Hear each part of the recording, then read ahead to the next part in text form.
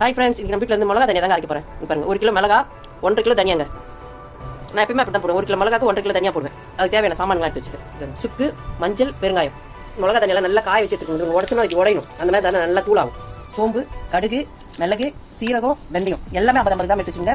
வெந்தயம் மட்டும் வந்து 25 கிராம் தான் எடுத்து வச்சுக்கிறேன். நான் அரிசி பருப்புலாம் போட மாட்டேன். ஏன்னா சீக்கிரமாக குழம்பு கெட்டு போயிருக்கீங்களா, அதனால அதெல்லாம் நான் போட மாட்டேன். இது வரைக்கும் தான் போடுவேன். இது எல்லாமே 50 கிராம் தான். வெந்தயம் மட்டும் 25 கிராம் எடுத்து வச்சுக்கிறேன். கருவேப்பிலை நிறைய போடுங்க. அப்போ தான் நல்லா வாசனையாக இருக்கும். மிளகாத்தூள் நல்லா இருக்கும். சுக்கு மஞ்சள் மட்டும் அப்படியே கூட போட்டுக்கலாங்க. அது வரைக்கலாம் தேவை.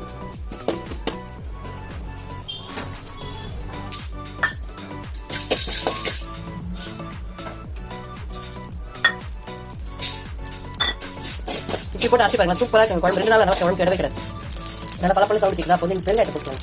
அடுப்பு ஆஃப் பண்ணிட்டு வெங்காயத்தை போட்டு அந்த ஹீட்லேயே அது நல்லா போயிடும். அப்படியே நல்லா ஸ்டாண்ட் ஆச்சு ஆகிடும்.